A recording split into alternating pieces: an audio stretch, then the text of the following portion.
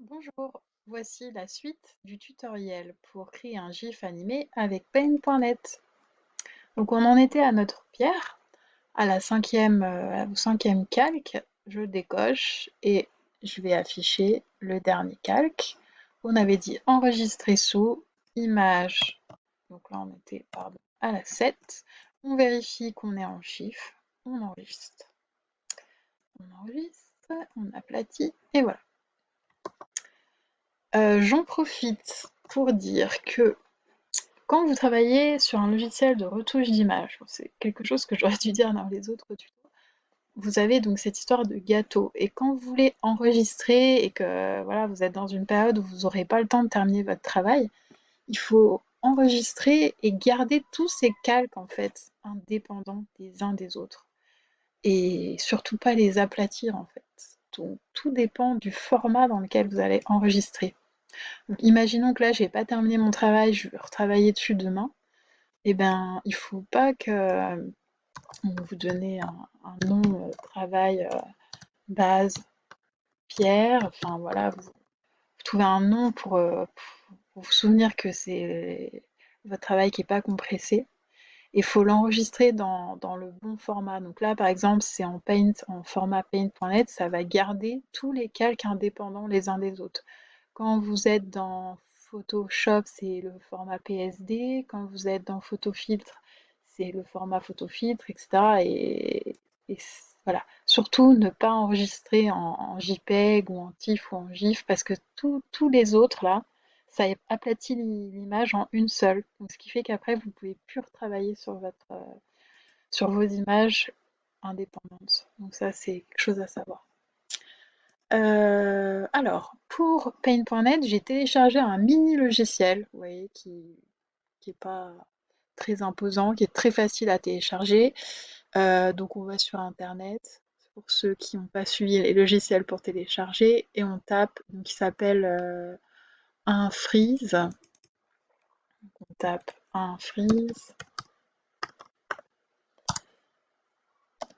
et on va tomber dessus, on le télécharge, on le retrouve dans les téléchargements, on dézip, et puis on se retrouve avec ça, ouvert.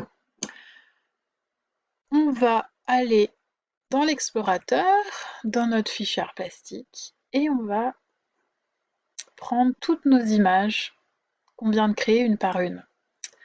Donc, euh, celle-là, celle-là, celle-là, voilà. Non, celle-là, elle est pas bonne. Alors, attendez, je vais tout remettre, clear. Voilà. Celle-là, je vais la supprimer. Vous voyez ici, je les ai dans l'ordre. Donc, je vais les sélectionner comme ça. Et je fais un glisser-lâcher. C'est-à-dire que là, j'appuie avec le clic gauche de ma souris et je lâche ici. Et vous voyez qu'elles se sont affichées dans l'ordre. Ici, il me demande combien d'images par seconde. Il me demande de le mettre en boucle. Donc ça, il faut toujours le cocher. Et on va exporter le GIF. Donc on va taper essai Pierre. On est toujours dans art plastique, donc il n'y a pas de souci. Et on va voir ce que ça donne.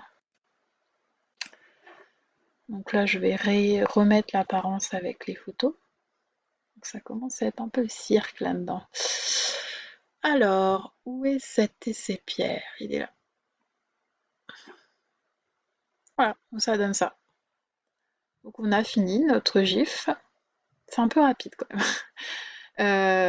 On a fini notre GIF fait avec Paint.net. Je vais quand même vous remontrer comment marche ce petit outil. Donc là, si je veux tout enlever, je fais Remove ou Clear. Je fais apparaître mes images que j'ai enregistrées, donc une par une. C'est mieux de les mettre en liste comme ça, vous voyez. Je les sélectionne. Alors, on est d'accord que vous avez vu, le format, c'est du GIF, hein. Et on fait un glisser-lâcher. On choisit le nombre de secondes, si on veut que ce soit plus rapide, moins rapide, et on exporte. c'est fini. À bientôt!